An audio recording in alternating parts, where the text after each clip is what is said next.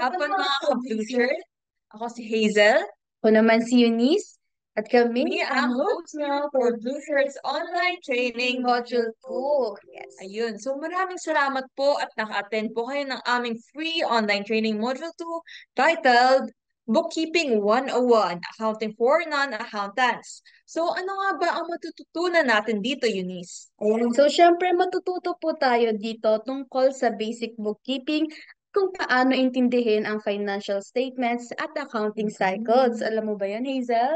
Ay, familiar. Ayan. So, makikinig tayo mamaya, okay? Syempre, matututunan din natin kung paano nga ba gamitan ang Blue Shirt mobile app para mas mabilis tayong makahanap ng trabaho pagkatapos ng ating online training. Oo, yun eh. Siyempre, after mo matuto ng tips, mahalaga na ma-apply mo ito sa totoong buhay. Kaya kumuha po tayo ng notebook at panulat at mag-take notes. So, bago po tayo mag-move on sa ating speaker, magpapakilala lang po muna kami. Ang Blue Shirt mobile app ay hindi isang manpower or recruitment company.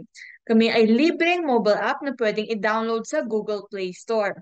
Nagko-connecta kami ng mga job seekers at employers. Wala rin kailangan bayaran para mag-download, register at apply. Pero paano nga ba mag-download ng Blueshirt mobile app? I-scan o screenshot nyo lang ang QR code na nakikita nyo sa screen o sundan ang apat na simple steps na ito. Una, mag-download ang Blueshirt mobile app sa Google Play Store. I-type nyo lang ang Blueshirt Stronger Together. Again, Blueshirt Stronger Together. Pangalawa, mag-register bilang job seeker. Pangatlo, mag-upload ng maayos na resume at dapat may formal profile picture din para makita ka agad ng employers. At pang-apat, syempre maghanap po tayo ng trabaho sa app at i-click lang ang apply button. Okay, so libreng-libre at madali lang gamitin at mag-download na po kayo ng Bluetooth mobile app. Ayun. Okay. So magsimula na tayo sa ating topic na Bookkeeping 101, Accounting for Non-Accountants. Ang ating resource speaker ay si Miss Christine Esteban, na kasalukuyang isang finance manager. Siya ay isang certified public accountant, civil service subprofessional, eligibility passer, general virtual assistant. Wow.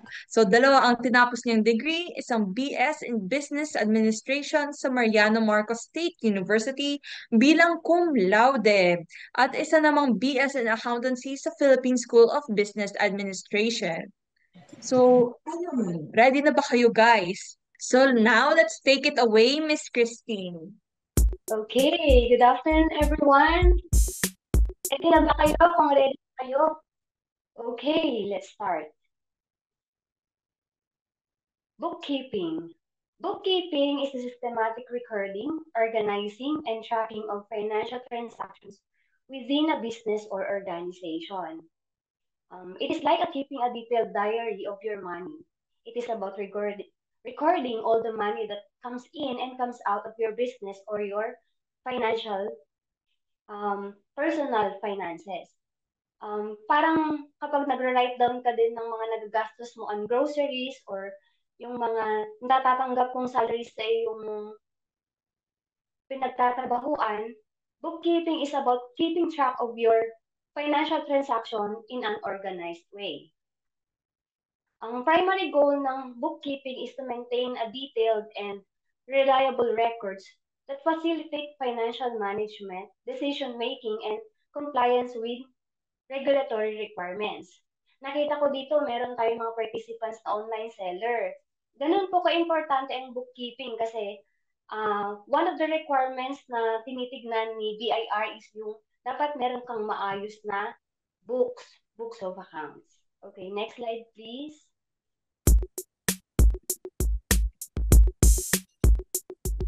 In order for us to understand more about the topic, kailangan nating maintindihan yung mga basic terms na pag-uusapan natin sa training na ito. Just like itong revenue, expenses, assets, and liabilities. Next slide, please.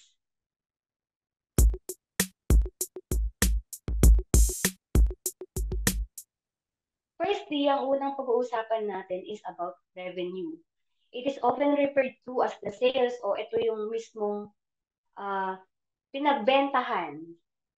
Second naman ay ang expenses or the cost you incurred to run your business or personal finances.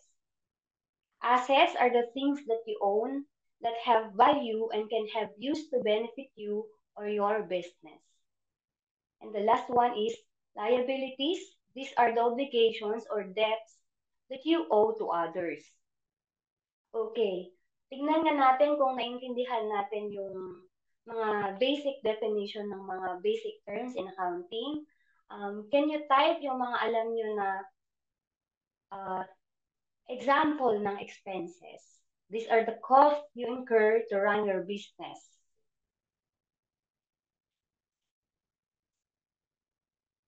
Yes, tama si Sharon Bandedero, rent, bills, utilities, goods sold, oo. Yes, lahat yan ay mga types of expenses. Salaries, correct? Tama si Joanna, sure, salary is an expense, pero on the perspective of a business, salary is an expense, pero sa perspective naman ng personal finances mo, salary is a revenue, tama? Okay, next slide, please.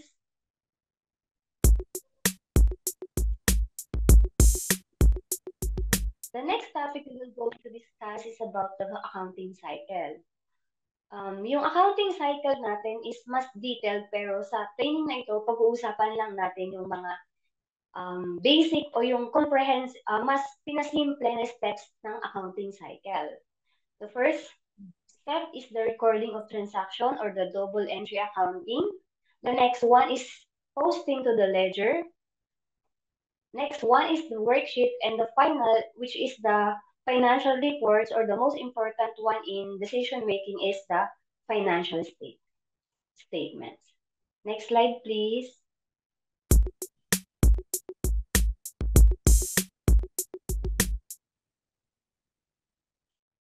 The double entry accounting means that each journal entry affects at least two accounts and maintains a balance between debits and credits.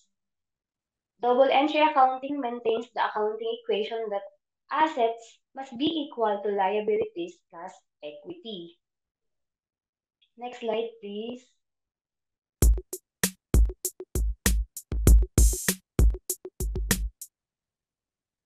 Okay, tignan natin itong sample entry natin sa pag-record ng payment of utilities. In here, makikita ninyo na meron tayong debit and credit. And makikita rin ninyo na balanse yung amount natin na nilagay dito. Kung ito-total lahat natin ng nasa debit, it must be equal to the total amount of credit. Here, in recording payment of utilities, the entry would be debit, utilities, and credit, cash. Next slide, please. Okay. This is the standard entry format na ginagamit natin for double entry accounting. You must include here the year, the month, the date, the transaction details, the account name. Kung mapapansin ninyo, yung account name dito sa credit, it must be indented to identify na siya ay nandun siya sa credit. The amount of account debited should be on the leftmost part of the transaction details. And then, a description of the transaction must be indicated also dun sa baba.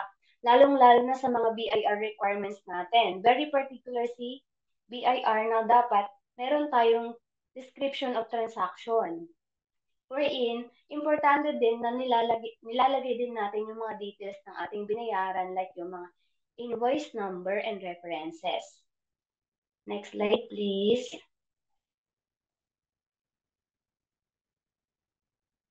In order for us to record the financial transactions, meron tayong tatlo na importante gawin para tama yung magiging accounting entries natin. First one is to analyze the transaction. Next is to determine the nature of the account, whether it is an asset, it is a liability, revenue, or expenses. And then, we must memorize the rule of debit and credit. Next slide, please. The rule of debit and credit is based on the accounting equation, which is asset is equal to liabilities plus equity. Next slide. Ayun. Ito yung pinaka-importante nating tatandaan kapag nag-create tayo ng journal accounting entries. Lahat ng debit must be, pag sinabing debit, it must have an increase in asset or increase in expense. While for credit naman, there must be an increase in liabilities or increase in revenue. Kumbaga, kung ano yung kabaliktaran ng rule of debit and credit dito, yun naman ang kabalanse niya sa kabila. Example dito, increase in asset. Nasa debit siya, di ba? Kapag naman decrease in asset, dapat andito siya sa credit. Same is true dito sa kabila naman. Pag increase in liabilities is credit, pero kapag nag-decrease naman, it should be debited. Okay? Nakakasunod pa ba tayo? Okay pa kayo?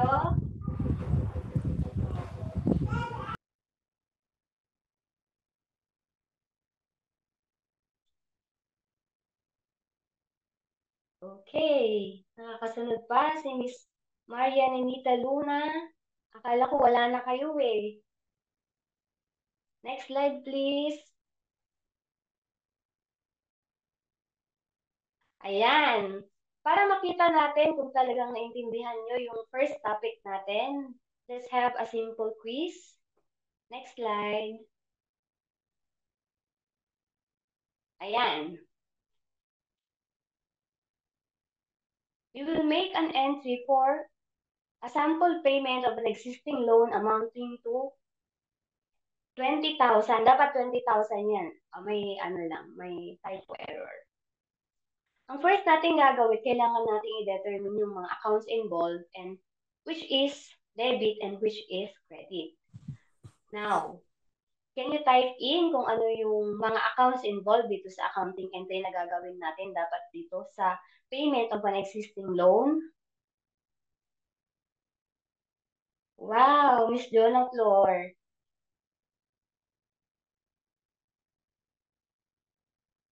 Next slide, please. Yes, tama si Miss Jonah Flor, si Miss Lady Jamaica, si Miss Marie Estanislao, Miss Mara. The accounts involved in these transactions is cash and loan payable. Pero loan payable ang nilagay ko dito. Pero sa chart of accounts, there are different terms na pwede nating gamitin sa paggawa ng entry. Pwede dito ang accounts payable, loans payable, current liabilities, depende kung ano yung standard na ginagamit ng ating company. Here, i-analyze natin kung alin dito ang debit at alin ang credit. Since dito sa transaction na to, magbabayad tayo ng loan, ibig sabihin merong decrease in asset. Pag sinabing decrease in asset, since dito sa rule of debit and credit natin, ang increase in asset is debit, ibig sabihin, ang kabaliktaran nito, kapag nag-decrease ang asset, yun ang credit. The next naman, account na i-analyze natin is yung loan payable. Since ang loan payable ay isang liabilities, and in here, since babayaran natin yung loan, liliit siya. So there is a decrease in liabilities. Pag decrease in liabilities, it will be debited. Next slide, please. Yan. Daming nakakuha dito sa little quiz natin. The correct entries is debit, loans payable, 20,000, and credit, cash. Tama si Miss Jonah Flor, mababawasan yung cash at accounts payable. Next slide, please. After the journal entries, the next step is posting to the ledger. Posting to the ledger refers to the process of transferring the entries in the journal to the accounts ledger. Next slide. Ayan. Makikita natin dito, based dun sa unang example natin, yung 5,000, debit 5,000 utilities expense and credit cash expense, ay transfer natin dito sa ledger. Yung 5,000 ay transfer natin dito sa ledger na sometimes it is referred to as P account kasi makikita ninyo under ng account name, meron tayong imaginary line dito na nagre-resemble sa letter T, wherein the left side refers to the debits and the right side refers to the credits. So dito, ipopost mo lahat ng mga journal entries ng debits and credits hanggang makapag-come up ka ng ultimate balance. Next.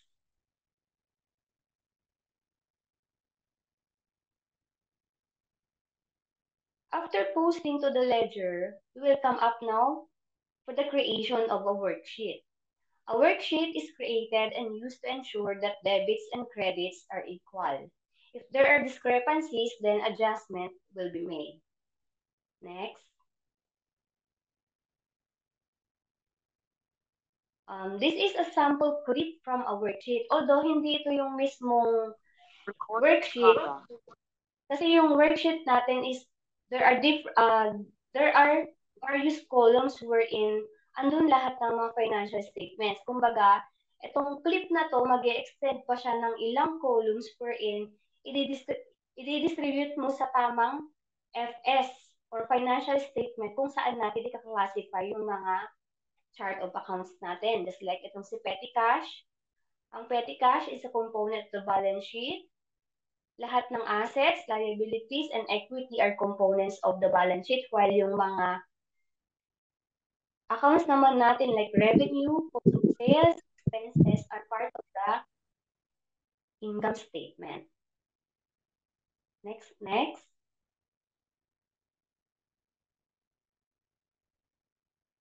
After naman natin na makapag-create ng worksheet, ita-transfer natin siya sa financial statements.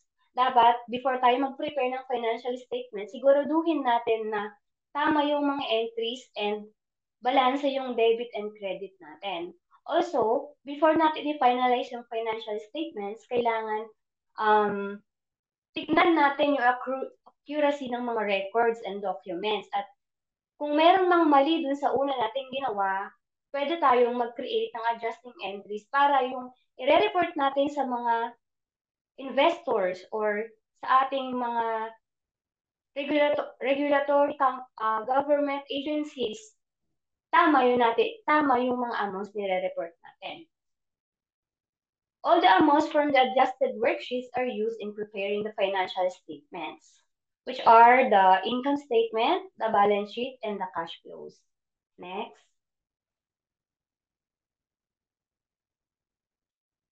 Financial statements are essential tools that help business owners, investors, and lenders understand how well a business is doing financially. Next slide.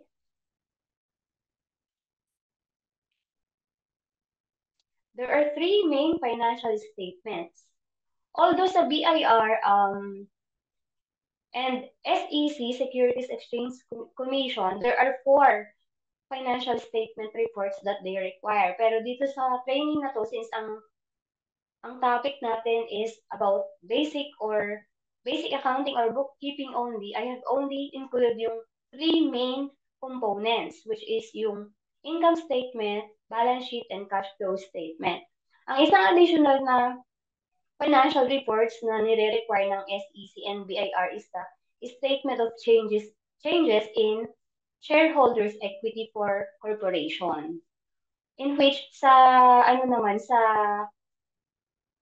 mga sole proprietor, hindi lahat ng mga sole proprietor ay nire-require ni BIR na magpasa o mag-submit ng financial statement. Depende siya sa requirements. Okay, next slide, please. The income statement are the summary of company's revenues, expenses, profits, or losses. Makikita ninyo dito yung simple example ng isang statement of comprehensive income. Nandyan yung revenue, cost of sales, gross profit, operating expenses, and then the income tax. Actually, ito yung format na pinapasa natin sa BIR. Ito yung attachment natin dito sa annual income tax return natin kasi ito yung nagpapakita kung magkano yung kinita natin sa ating business.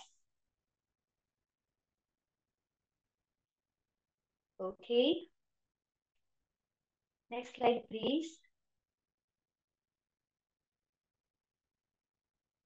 The next financial statement is the balance sheet. Balance sheet is a snapshot of a company's financial position. There are three main sections of the balance sheet. It is the assets, liabilities, and shareholders' equity. Kung makikita ninyo dito sa sample na balance sheet dito, ang total asset is equal to the total ng liabilities and shareholders' equity. The assets include everything that a company owns that value.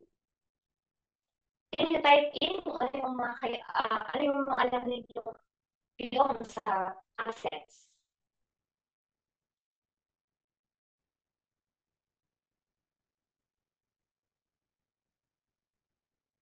Andiyan pa ba kayo?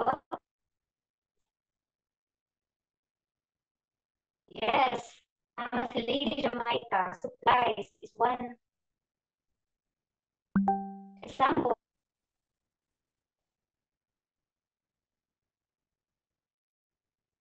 Cash, yes, cash is an asset. Land is an asset.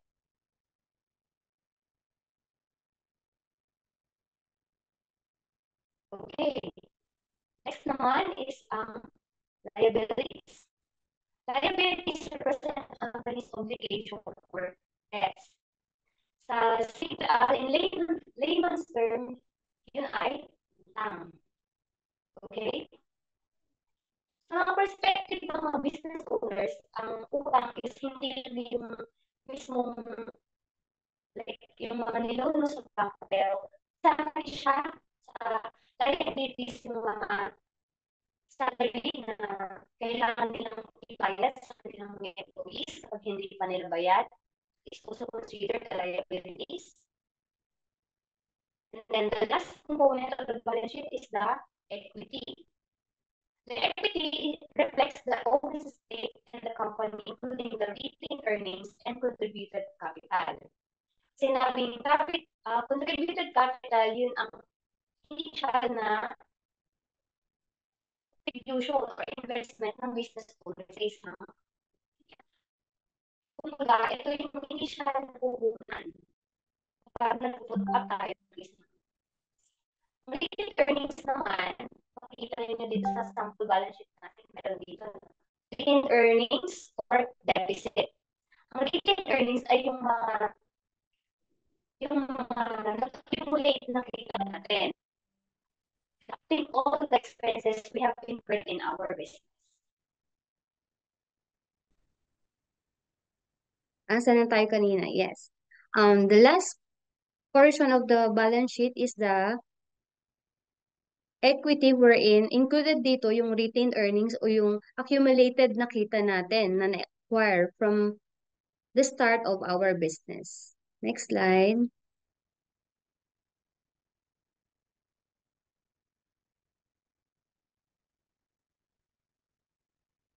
The third main components of the financial statement is the cash flow statement. It refers to the cash inflows and outflows resulting from companies' operating, investing, and financing activities. Dito sa cash flow statement, naka-classify dito kung saan natin ginamit yung cash in and cash out or yung cash inlays and outlays ng ating company. Dito, nire-classify kung saan yung nagamit natin for operating, investing, and financing activities. Operating activities includes cash flows from day-to-day business operations such as yung sales and expenses. Example dito is yung sales, yung mismong sales, yung pinagbentahan, expenses like rents, salaries na pampasahod sa mga ating mga empleyado, and other cash outlays or costs that we incur in our business. The next one is the investing activities. It involves cash flows related to the purchase or sale of long-term assets such as property or equipment. Example dito is kapag bumili tayo ng isang makina o kaya ng land or building. These are examples of investing activities. Kumbaga, sa cash flow statements, kina-classify lang natin kung saan natin ginastos o saan pumasok yung ating pera. And then the last one, classification of activities of cash is the financing activities. This involves the cash flows related to the company's capital structures, such as issuing or repurchasing stocks or borrowing and repaying of loans. From the term itself, financing, pag sinabing financing, it refers to the money itself, di ba? Kunwari, pag naglo-loan, pero included din dito yung issuing of repurchasing stock kasi yung i-invest na nila ng investors sa ating company is an example of financing activities kasi doon natin kukunin yung yung pera natin o yung capital natin for us to go on with our day-to-day operations. Next, please.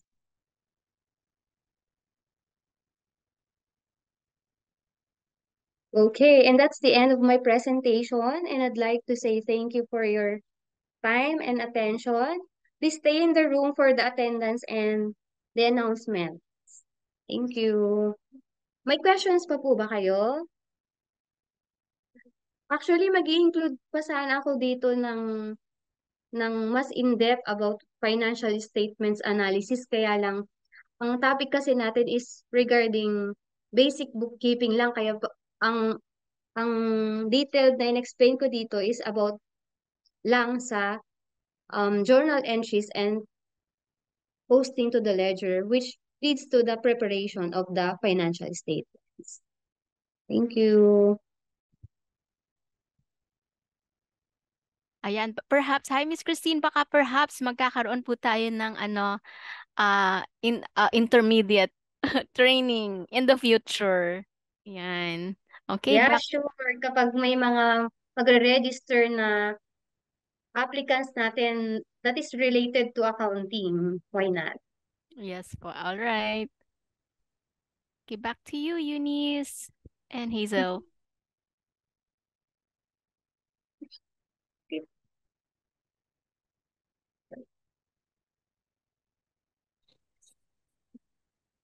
Ayan. So, thank you so much po sa wonderful lesson, Miss Christine. So, for sure, marami tayong natutunan, no?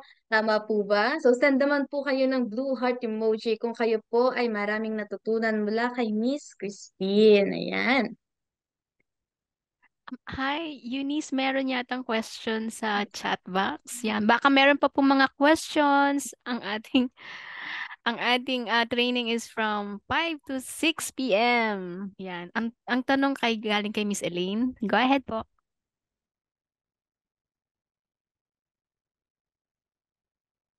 Miss Elaine. Ayan. Hanapin lang po natin ang mga... Ayan. So, si Miss Jonaline Canada, ang tanong po niya, ang crypto po ba ay asset?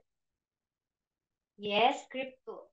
If you're referring to the cryptocurrency, yes, cryptocurrency is an asset kasi isa siya sa mga types ng isang investment or investment securities, meaning that is also under the asset kasi it is something of value. So ang classification niya, yes, it is an asset. Maraming salamat po. Meron pa po ba tayong ibang katanungan? Hi ulit po. Ito po, may tanong galing kay Elaine. Ang bahay po ba ay matatawag na investment? Yes, matatawag siyang investment dahil meron siyang ang tawag dito, meron siyang long-term benefit. Pag sinabi kasing investment, ibig sabihin, it is a long-term asset na in the long run, meron kang magma-benefit ka pa rin dun sa investment o dun sa item na yon.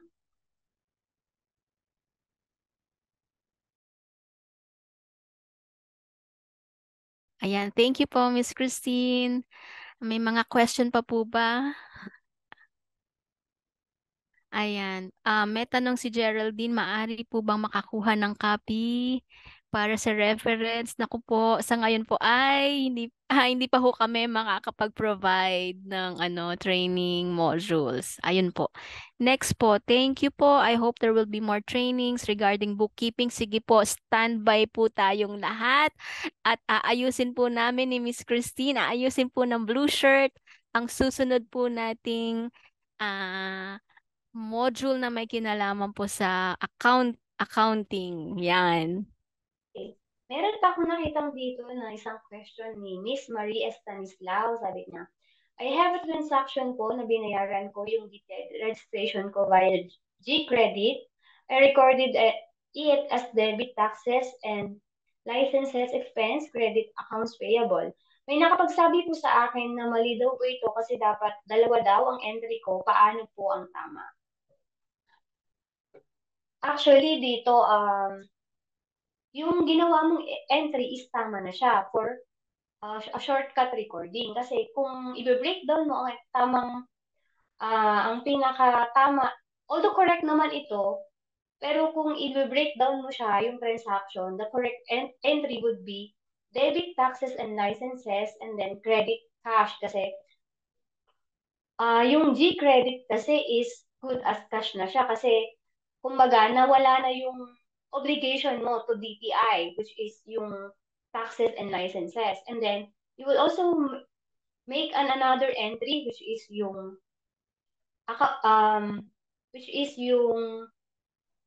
tawag dito, dapat kasi dito, i-set up mo yung obligation mo to pay G-credit. Kasi, di ba, yung G-credit is your obligation to pay GCash. So, ang magiging entry mo naman kapag babayaran mo na, kasi tama yung entry mo eh. Kapag babayaran mo na si GCash, ang magiging entry mo naman is debit, accounts payable mo kay GCash and then credit cash. Does that answer your question, Miss Marie?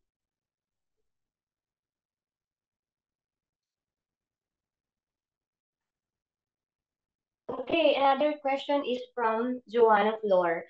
Paano po gumawa ng chart of accounts? Ang paggawa ng chart of accounts ay nakadepende po kung ano yung nature ng ating business. Kapag it doesn't matter kasi kung ano yung gagamitin mong entry when it comes to journal entries kasi kapag mag-prepare na tayo ng income tax return, si BIR meron siyang mga itemized or itemized na account name doon. And then, kung wala naman siya dun sa itemized na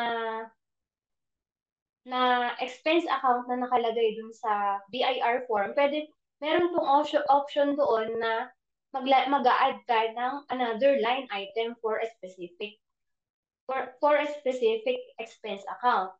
Magbibigay tayo ng example. Sa BIR kasi, ang mga main na nandun sa BIR forms are transportation and travel, rentals, professional fees. Kasi yung mga accounts na ito ay mayroong kaakibat na for some companies, they are required to withhold tax. Kaya andun na siya mismo kasi ito yung mga benchmarking accounts na ino-audit ni BIR.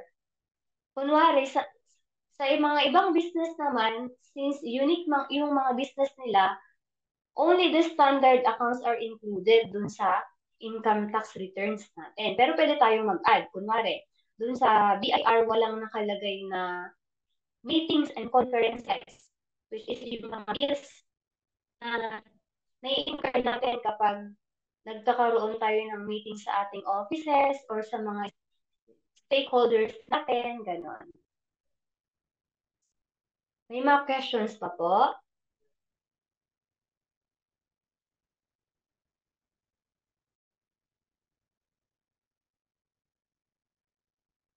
Thank you.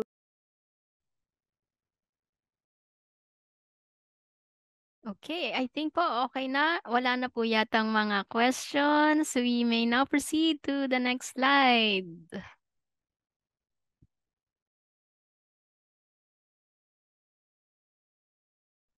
Okay, sharing to everyone lang po yung mga various bookkeeping forms. Ayan, okay po. Next slide.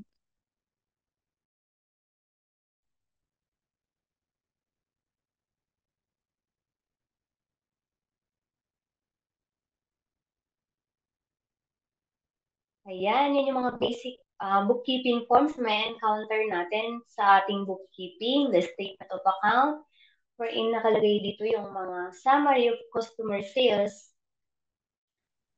the balance sheet report, the trial balance. Just an addition lang po, no? Yung trial balance is kasama siya doon sa worksheet natin. Yun yung pinaka source ng ating financial statements. Next slide, please. Okay.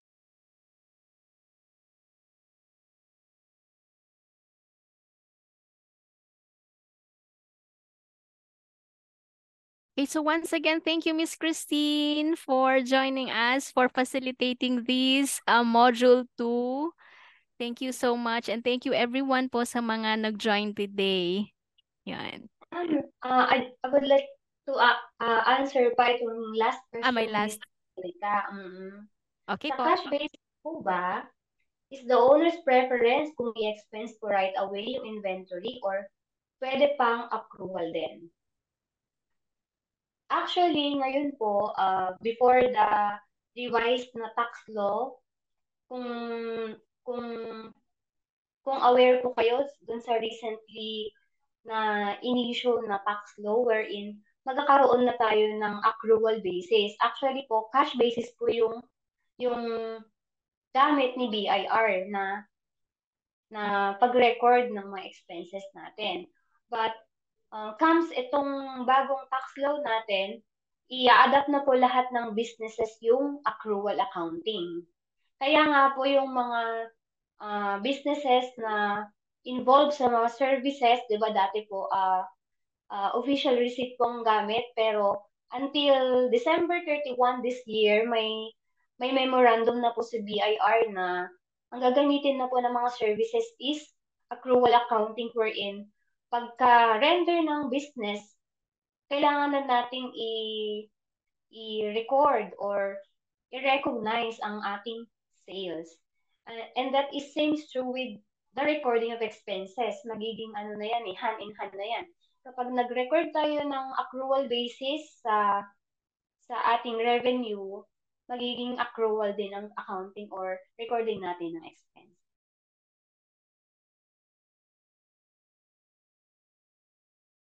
Okay, Miss Marty? Wala na yata? Okay po, sige. Thank you so much again, Miss Christine. Thank you. Ayan, meron pa isang umabol. Si Miss Marie.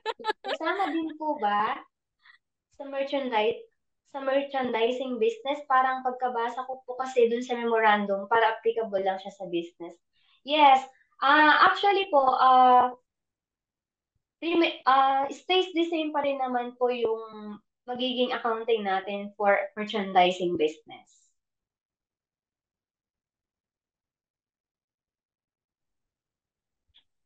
Okay, ayan, Cash mukhang rin po.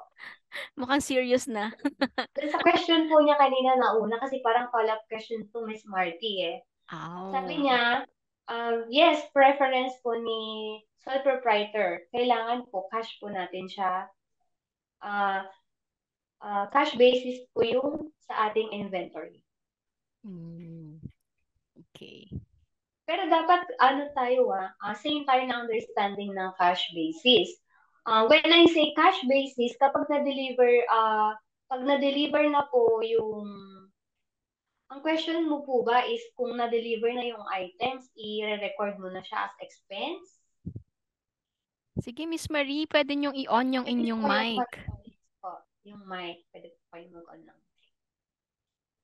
Ayan, busog na busog tayo ngayong afternoon at ina-accommodate ni Miss Christine lahat ng ating questions. So, ayan, we have 8 more minutes. Yun. Miss Marie?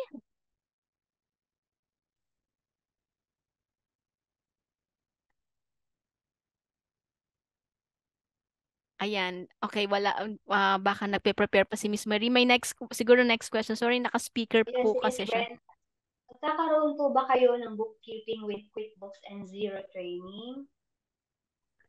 Ma'am, sa ngayon wala pa, hindi ko pa alam kung ma-accommodate ko itong QuickBooks and Zero training kasi ang tawag dito, visual kasi po yung training na to when it comes to QuickBooks Mm. and Zero training. Yep. Okay. Okay, sabi ni Miss Marlene, hindi daw siya maka-unmute.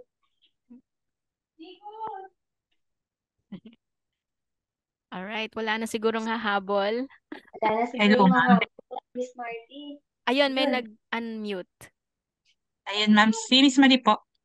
Yes po, Miss Marie. Ay, opo. Ba, intindi ko po doon sa cash basis is kung kailan mo na-receive yung payment, saka mo lang siya i-record. Tama po ba? Ano perspective po ba kayo paano pong kayo naka-receive ng cash? Kapag binili Sa online selling, sa e-commerce po kasi, ang ang ah, ginagawa ko pong recording is kung kailan namin na-receive yung cash from the platform, saka po record as sales. no, ma'am. Actually po, ang recording po for goods is kapag na-deliver na po yung item, good as sales na po siya. Pero yung accrual po ba is yung kung kailan namin siya shinip? Yes, hindi po. Kung kailan po na-receive ni customer yung item po. Okay po. Minsan pa, kunwari Yung, po, ay sorry ang po. tax Sige po, sige. period natin is from January 1 to December 31. Kunwari, nag-ship out pa kayo ng December 30 pero hindi pa siya nakarating kay customer. Ibig sabihin, pag hindi pa nakarating kay customer, hindi nyo pa rin po siya pwedeng i-record or i-recognize as sales. Hmm. Ayun po pala. Kasi ang pagkakaintindi rin, ang pagkakasabi po sa amin sa platform, kung kailan nag-ano yung order, is parang yun daw po yung accrual yung gagawin naming accounts receivables. Tapos, pag nabayaran na daw po kami ng platform, yun naman daw po yung parang collection ng receivables namin. Parang yun po yung pagkakaintindi ng platform na yun yung accrual basis. Okay.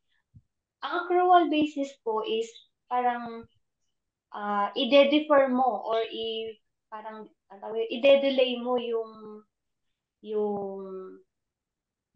kung sa expense naman i-delay mo yung pag-record. When it comes to revenue naman, baliktad po siya, ma'am. Kapag na-render nyo na yung activity na ano tawag dito? Pag na-render mo na yung activity na nagsasabi na meron ka ng sales, yun po yung point of reference nyo po kung kailan nyo po i-record, which is, yun nga po, is kapag na-deliver na po yung item. Ganun po pala. So, tama pa rin po pala yung recording ko. Kasi ang hirap nung sa amin, ma'am, dahil nga since naka-ano pa lang kami, hindi namin po malaman kung paano yung magiging recording namin sa books. Pero di ba ma'am, sa mga online platforms, there is a way naman po na matrace kung nasaan na po yung item, hindi po ba? Yes, ma'am. Mhm. Yun ma'am. Ah, yung point, at the time na na-deliver po yung item, yun po yung time na i-recognize nyo po yung sales. Regardless kung bayad na po siya o hindi, or kung nakuha nyo na po yung cash from the platform, regardless, sales na nyo na po siya kasi andun na po sa customer yung item. Yun po. Ang worry lang po kasi namin, ma'am, dun sa mga ganun na part, kapag ka Yes. sorry po baka may mga magtatanong pa. Sorry po. Ang worry lang po kasi namin, ma'am, sa ganung part, yung halimbawa na-deliver na, di ba? Mm-mm. Pagka-unbox nila, may mga times na I-return. request pa nila for return. Mm-mm. Yun ma'am, when it comes to sales returns naman po, kapag nakarating ulit po sa inyo yung item, dun naman po kayo magre-recognize ng sales returns. Yung sales returns po na yun, pwede nyo pong i-less o i-deduct po dun sa total sales po ninyo. Depende kung saan period po siya nagpo-fall.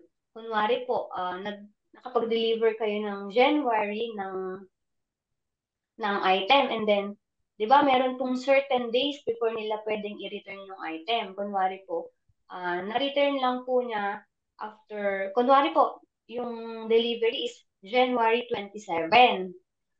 Tapos si platform, nag-a-ask siya na 7 days na pwedeng i-return yung item. So, ibig sabihin, kung dun sa pang 7th day pa lang niya i-return yung item, mag-fall na siya into the February.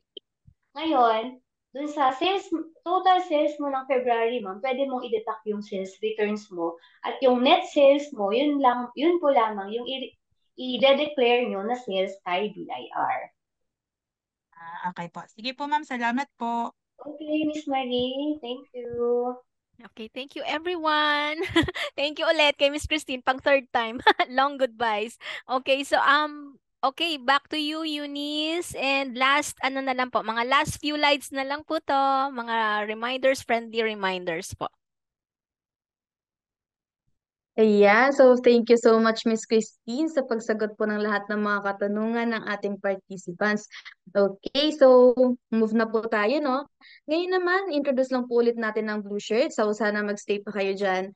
So again po, ang Blue Shirt ay isang mobile app at isang tool na pwede nyo pong magamit para makahanap po tayo agad ng trabaho. So pwede nyo pong i-scan or screenshot ang ating QR code na nasa screen ngayon, or sundan lamang ang ating apat na simpleng steps. Mag-download, mag-register bilang job seeker, at mag-upload ng resume, at mag-apply. Ayan. So, para naman sa mga nalilito pa kung paano mag-register sa Blue Shirt mobile app, panoorin po natin ang short tutorial video na ito.